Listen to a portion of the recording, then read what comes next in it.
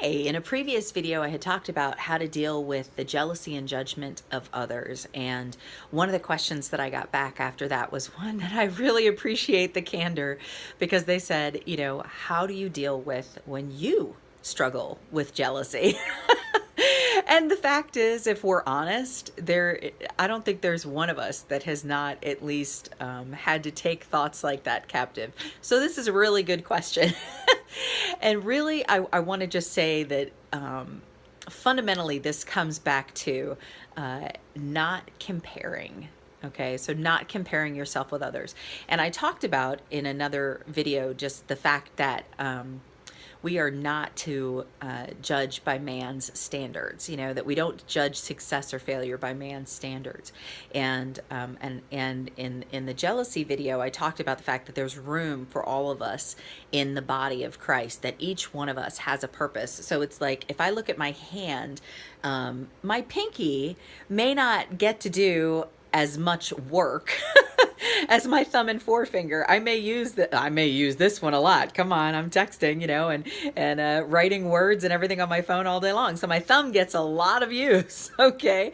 But that does not mean my pinky is not important. That doesn't mean that it isn't useful in my grip. And so when we have to remember that every piece of the puzzle is necessary to complete the full picture, okay? So whether it's a big piece or whether it's a little piece, it doesn't make any difference. The picture as a whole is not complete without every single piece, okay?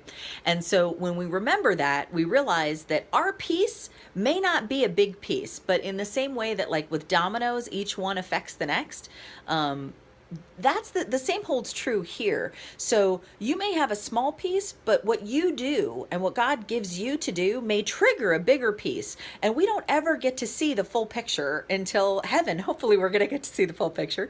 But on earth, we don't ever get to know the full ramifications of our actions. And so again, this comes back to a place of faith and trusting that He is leading you to do what He needs you to do, and that what He needs you to do is all you need to do. Nothing more, nothing less. And so when you have that paradigm shift of changing your heart to where your only goal is to achieve that which He has put before you, okay, then it makes it easier when those thoughts of they're doing more, they're doing it better, why don't I operate like that? It's easier to take those thoughts captive, okay? And I mean, the fact is we all struggle with that. And this is an area that is so easy because culturally we tend to be very competitive. And so it's really easy to fall into that mindset. And so,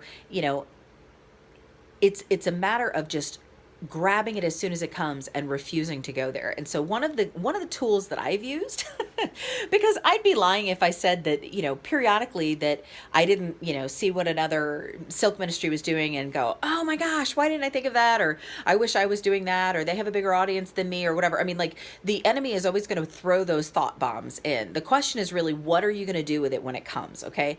And so one of the tools that I have in my belt is, if I have one of those thoughts, I will always choose to flip it and then pray for them, okay? So for example, if I'm like, oh, they have a bigger audience than me, how come they're able to reach more people? Immediately, I'm going to take that thought captive and I'm going to say, Father, I thank you for the ministry that they have. I thank you for the work that you're doing there. And I ask that you would bring blessing and increase over that ministry. And so basically, I flip it because part of what I'm trying to do from a spiritual warfare standpoint is I can resist the devil and he'll flee, okay? But that doesn't mean that the enemy is not going to periodically try to trip me up again, okay? So what I'm going to do is if he tries to trip me up, I'm going to turn around and bless in that same area, okay? And so my concept here is to try to discourage him from doing it. So if he doesn't want me to pray for somebody, he shouldn't throw that thought in there. And so he may try to tempt me with that thought, but what I do with it is my business. And so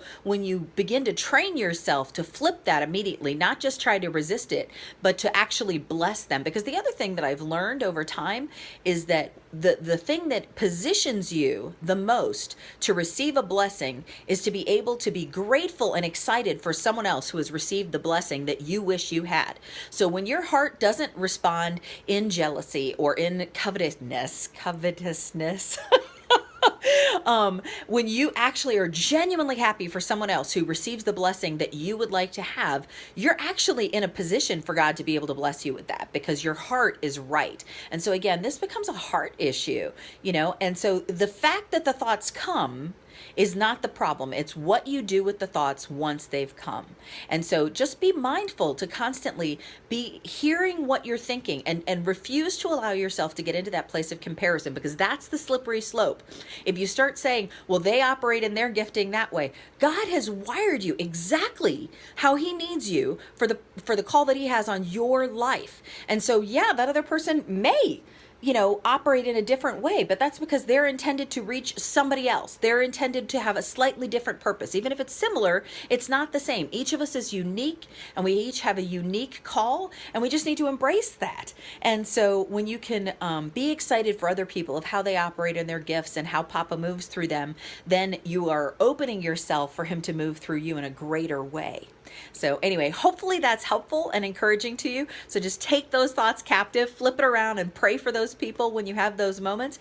And just know that big or small in the natural, okay, because in the spiritual realm, we don't know how big or small it is, right? But in the natural, big or small, each piece is important. And the only job you have is to complete that which the Lord has given you to do.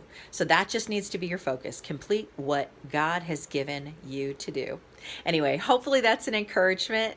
God bless you and have an awesome day.